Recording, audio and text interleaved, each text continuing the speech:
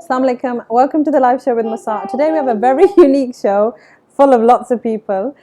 We have Abdul-Rahmaan Tobin from extremely Muslims and British Muslims, and also this little madam here. Yeah, and Hina Junejo. Welcome to the show, guys. Thank you so much for coming all the way. Thank you for inviting us. Yeah. Are you okay? All right. So I've been a big fan of you ever since I've watched Extremely British Muslims. MashaAllah, you're a very humble person, and I feel that you've taken Deen on very, very seriously, and you could just see that in your character, subhanAllah. And it's just amazing to see a person from a English/Irish background to be with a Pakistani background. So tell me a bit about yourself. Okay, starting with Abdul-Rahmaan. Well, I feel as though I'm just a regular black country lad from Dudley, not to be mistaken with a Brummie. And since the last 7 years, I've changed the direction of my life, and I feel as though it fits me.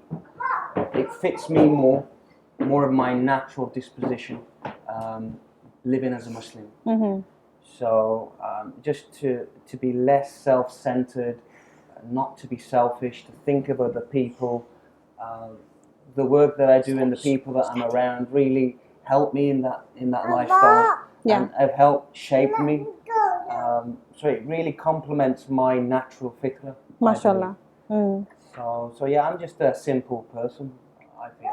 Okay. So what brought you to Islam? I know, how long have you been a Muslim now? It's been just over 7 years now. Okay.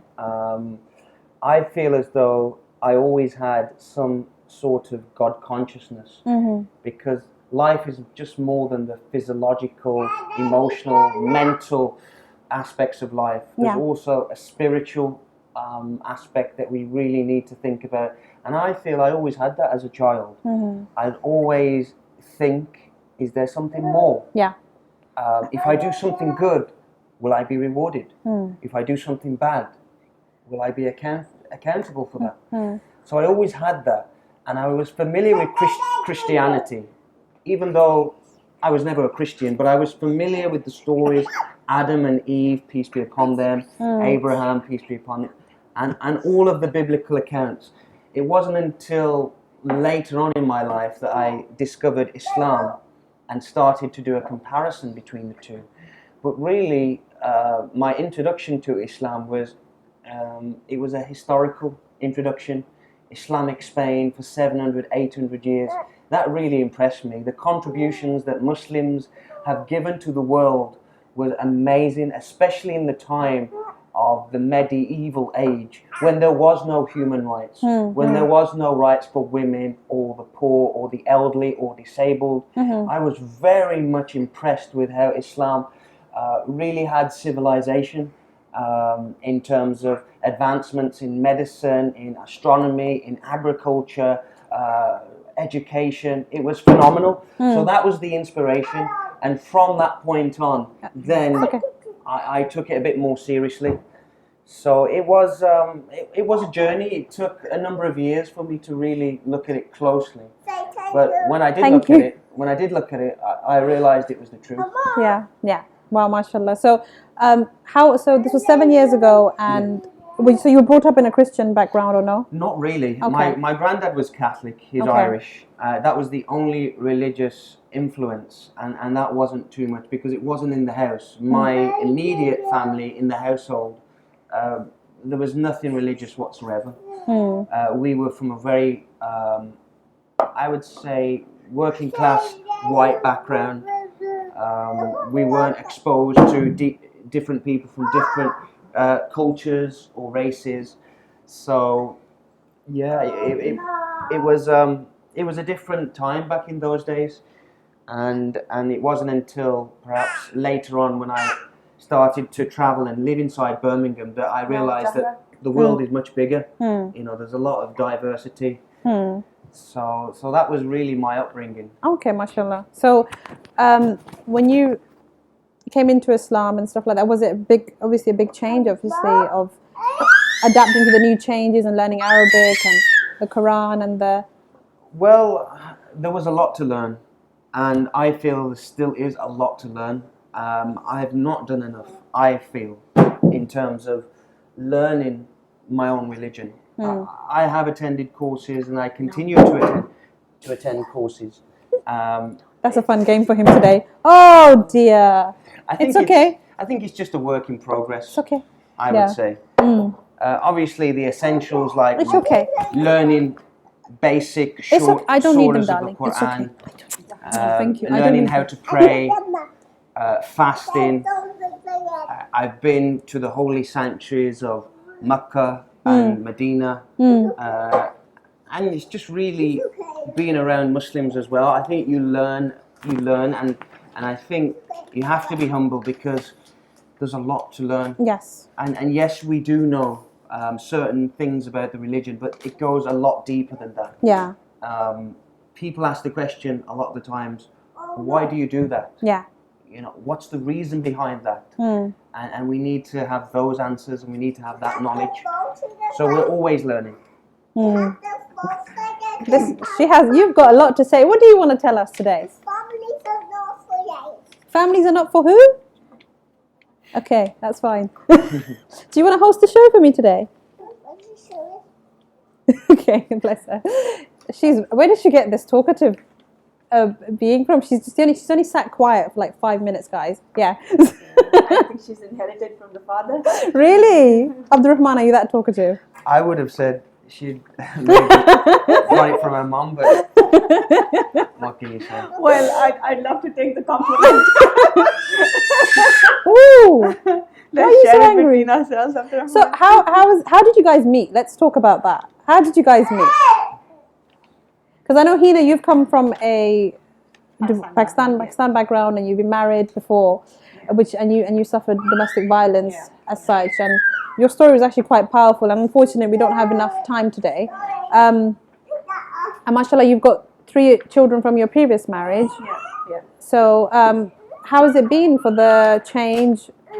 And how did you meet Abdul-Rahmaan? And because marrying from a completely different culture must have been quite challenging in itself.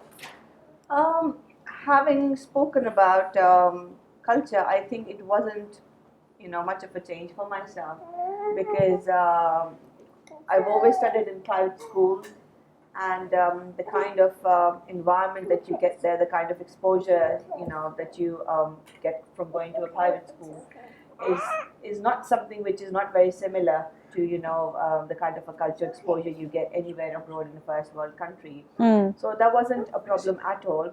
As far as the challenge, is concerned between this current situation, whereby it's me and Abdul-Rahmaan, the babies, and the older 3, it's like we've got a set of 5 children, with different levels of needs to look after. So that's like a bit of a mismatch there. But we're trying our level best, to be able to meet their needs. Me and Abdul-Rahmaan basically had lots of mutual friends amongst each other, and of course Facebook was the platform through which we got connected to each other. Can you express more how's it been being a couple? And also, he's from an Irish background and you're from Pakistani background, and also you've been married before and you've come from a domestic violent relationship. Can you say what differences you've had of resonating, and how did you get your confidence back, to be honest? To be fair, my first experience of having been married was a terrible one, of course, and this is like a clear comparison for me, not only culturally, but coming from a very critical situation into a situation whereby I feel much more comfortable. Abdul-Rahmaan, alhamdulillah, is a very easygoing person. So, and the fact that he has embraced Islam as well. So we've got lots in common that way. So everything is pretty much comfortable. And I think what revived my self-confidence was that, every time any human being goes through a critical situation, they go through 3 different phases. So the first phase, when you're in a problem, is the phase of denial, when you don't accept that it's actually happening to you.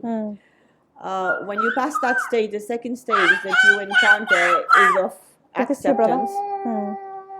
And the third stage is of reaction, whereby you start looking around for yourself for solutions. And then, at that stage, you realize, right, I've been there, it's done and dusted. So now what next? So when you start looking for solutions, that's when you realize that, life is just not about problems. There's more to it. And that you need to transform your life and, be able to become a better person. So I always used to, have these very strong feelings in myself that there's more to life than what I'm leading at this point in time. So I thought that, it would be best if I moved abroad somewhere. I mean, when I made this decision of moving abroad, it wasn't specifically UK that I had thought of. Yeah. But maybe, I was destined to be here. And so I first came to this country in 2011 to pursue a degree in human resource development.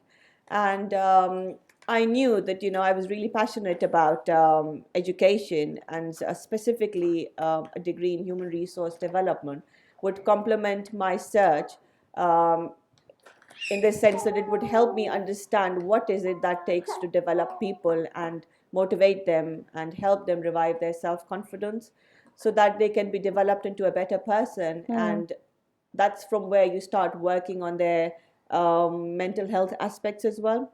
So if you're able to understand what helps people revive their mental health and, gets them back into the system, so say be it employability, be it sports, be it extracurricular, whatsoever, so if you know the track to follow, then it's easier, Yeah.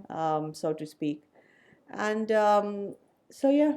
Okay, so tell us about how you guys met then. And how did who sent the proposal, and how how did you go ahead? And Yeah, I mean, we got connected to each other on Facebook, and it all depends upon you, whether you use or you abuse the facility. Yeah. So we sort of were, lucky enough to cash it for our benefit. So pretty much met each other through Facebook, and then we took it from there. Tried to get to know each other, at times a whole lifetime is not sufficient for two people to get to know each other. So I just had a few concerns in my mind, and I knew that any person who will be able to address these concerns, I would be more than happy to move on into my life with them. And so I addressed, I mentioned those concerns to Abdul-Rahmaan, and he addressed them very appropriately. And that was about it. I did my istikhara, I took a leap of faith, and so did he. And alhamdulillah, I think within 2 months' time, we got married. So at that point, when we first got connected on Facebook, I had gone down to Pakistan, and I was working on a project for the development of youth with the British Council. And so it was like kind of long distance. I was in Pakistan, he was in UK, and just trying to get to know each other, to a level whereby we think, okay, this is something good and we can go ahead with it. And as far as I'm concerned, I always, felt really nice within myself about this entire situation. And of course, I had the, blessings of my parents as well. So yeah, I just took a leap of faith, did my istikhara, and as soon as I finished my project in Pakistan, flew down to UK, and that's when we first met each other. so you were in face to communication face. through Facebook before, Yeah. like Yeah. Okay. And so yeah, alhamdulillah, I felt good about it. I saw no reason why not to get into it. And Abdul-Rahmaan can speak about how he felt He's about playing the situation. peekaboo with me, but yeah, okay. Right. Yeah, I think you need to understand where we came from. Yeah. I was 29 years of age. I think people, maybe if they get married early in their 20s, Yeah. they don't really know what they want. And I think that we really did know what we wanted. I had, for a number of years, had many different, I don't know what you would call it, meetings, interviews. Really? Yeah, Wow. yeah. I mean, It must have been harder for you, because I think. yeah, it was something new for me. No, I think it's very hard for reverts to find. Yeah, very hard to get married but proposals I had as well. to do that off my own back. Okay. It wasn't like people were helping me, whether it was online, and I had these interviews with, potential, brides to be. I met their families, and these were sisters from Somalian background, Bengali background, Indian background, and I gained a lot of experience through that. And this particular experience, it was very open, transparent, and I think it was straight to the point. And I spoke with her brother, who lived in Milton Keynes. I went down to visit. It went that well that they said stop the night. So I met the whole family, the kids. Spoke with her parents back home. Everything felt right. Everything seemed to fall into place. But in the end, it all comes down to trusting in God. Yeah. You know, when we eat food, Bismillah. Yeah. We do it with that intention that, have I done everything right? Is now not the time? I've tried my best. I mean, everything is a leap of faith when you really break it down and strip it down to its core. And I think that's what this was.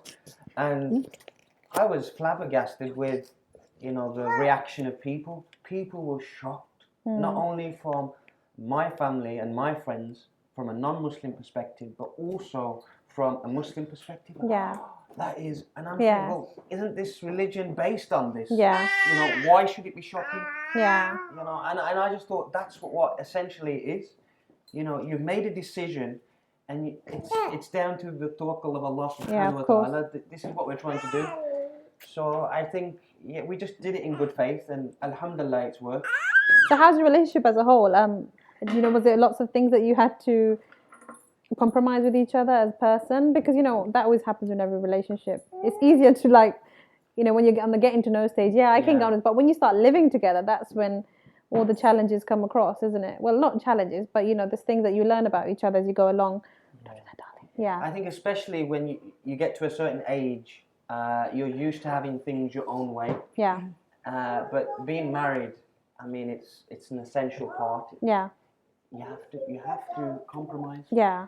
And so, yes, there are challenges, but you just have to remain patient and be thankful. And I think you have to always reflect. Yeah. Don't be selfish. Think of the other person, and that's what we've tried to do. I mean, we were very clear from the beginning, and especially because I had a little bit of experience at hand from my. Also, you're mature now, so you know what you want from life now. So we knew it's all about managing. No relationship is smooth. No. Everybody goes through a roller coaster ride of exploring different kind of challenges in their life. But if you're, if you look at it that it's a problem, it would come across as a problem. Yeah. But if you look at it from, or let's say if you word it in a different manner, say you take it as a challenge, then you just go for it, don't you? So we've just tried to manage it over time. But then alhamdulillah, to be fair, there wasn't much, which we had to explore. There weren't much differences anyways. And then alhamdulillah, as soon as we got married, we had Zahra in the first year, and then in the second year we had Muhammad Abdullah, and then with the older three coming on board as well. So we just our lives got just so swamped with the responsibilities that me time or us time was just out of the window.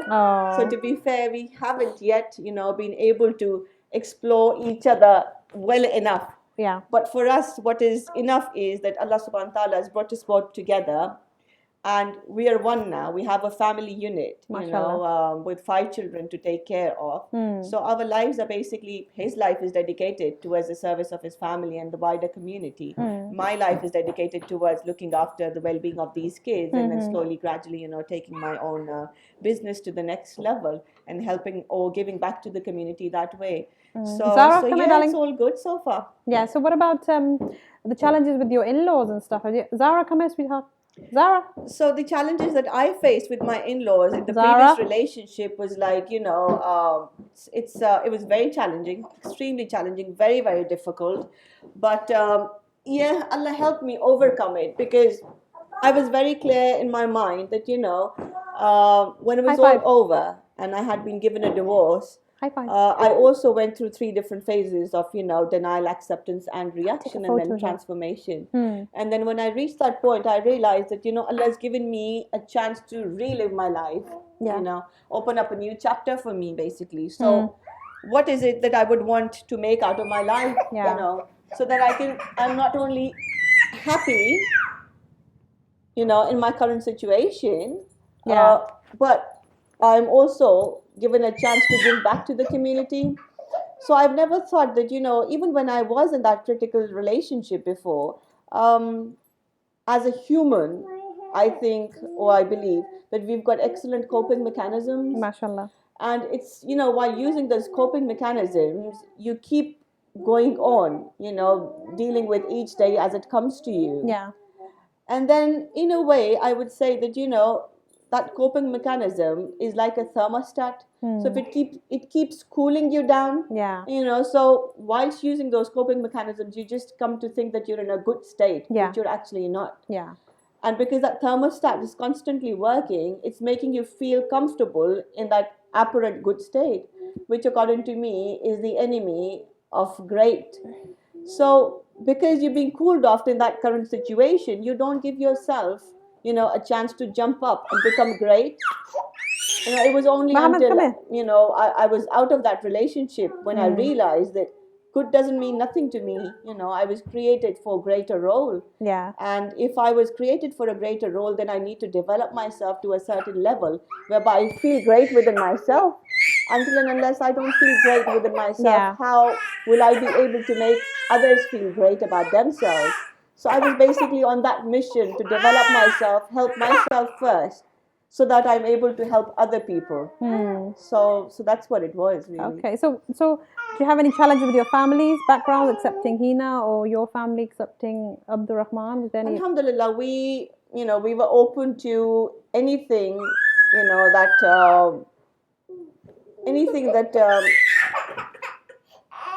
alhamdulillah, we didn't have no qualms about accepting a revert, really. The way that I look at it in this country, as part of our culture, we're not very accepting towards somebody who's not from our own culture. I think we, not generalizing, but from my own experience, I'm thinking that we're very fixated in our mind. Muhammad, hey! Do you want to come to me? Oh, somebody's very sad. Do you want to come to Mama? You don't want to let Mama talk. Okay, you want to come to me. Where did your phone go? Muhammad, where did the phone go? Okay. There you go. Oh, do you want to come to me? Look, come. Ooh. Oopsie. Oh, go pick it up. Oh, he's a handful. Wait till you see he starts butting. Oh, Bismillah. I think when he sees you. Okay. You got to Is he jealous? Let's swap. Yay. Oh. Watch out. This is happening at home. Yeah, Okay, both of you with me. See the fight over Mummy's lap? Wait. they fight over. Okay, you've got two legs, so Okay. let's just put the one on Come each. now. Come. Oh. All right. Oh, wow. Is that There it? we are. They're going to be fighting. So if anything, this is the challenge in our life currently. But yeah, alhamdulillah, my family accepted Abdul-Rahmaan wholeheartedly. We had no qualms about it. And the fact, as I mentioned earlier, that, I'd done my istikhara, we took the leap of faith. And so when you rely on Allah subhanahu wa ta'ala, you don't second guess anything. Yeah. And it's proved to be, alhamdulillah, very blessed for us so far. So it's all good. That's good. What about you? Did you have any challenge with your in-laws, with your parents accepting Hina? I think they're very happy with Hina. Oh, okay. I can remember, I think we'd been married, perhaps we'd been married about 8 or 9 months, and Hina was pregnant. Oh, mashallah. And we gave the news a few months later, when we got the scan, it's going to be a baby girl. Oh, okay. And my mom was over the moon. She was very happy that it was going to be a girl. She's got grandsons but no granddaughter, so she was really happy. And then did that ease your relationship as well, or because is your mom okay with you being a Muslim, or? Well, I think my mom is very liberal. Okay. So it doesn't matter if I were to turn around and say, look, I'm gonna live in South Africa now, or I'm gay, or I'm this or I'm that. She was very liberal-minded, so she was of the opinion that it's your life. Oh. But in terms of understanding and supporting, I don't think they have any real concept Oh, of that's good. what Islam is. So I think that she would not know the difference between a Sikh and a Muslim. To her, I feel Islam is like a Pakistani religion. And I'm trying to say that Islam is much more than that. It's a really universal religion. But she was really happy when we get the news for Zara, yeah. when we gave the news. And from Hina's family, I think it's culturally they wanted a boy. You know, they were happy, but you know, I think they wanted. But they had two boys already in the family, so yeah. But then you see, they wanted to see a white porcelain baby. they've got one now. They've got one now, yeah. Sadly, Hina's father passed away before Zara was born. So you've not had any problems with your in-laws, which is great, and neither have you. And that's the main challenge that people have. Yeah. Muhammad, you always start screaming when I start talking, Baba. Yeah. Oh, let me ask you some questions. Mummy, Daddy, good? No. Yeah. Okay, I think he's getting it, but I'm not asking you any questions. Hey, Muhammad, how are your big older brothers? Muhammad, hi. How are your big brothers? Are they good? Oh, is that what they're called? They're exciting. Yeah. See, that was the problem. We weren't asking him any questions, Muhammad, were we? And what about you, Zara? Tell me about yourself. How's school? Nursery. You go to nursery. Is nursery nice?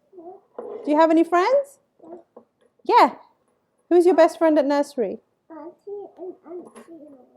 Auntie Noi. Who's Auntie Noi? Anybody know who Auntie Noi is? Give us a call. Yeah, and Muhammad? Is Mommy good? Is Daddy good? No, he's looking at you and thinking about it. So you are the porcelain baby of the family, apparently. Yeah. Look at that smile. You could just eat that smile, can't you? Well, thank you so much, guys, for coming in today.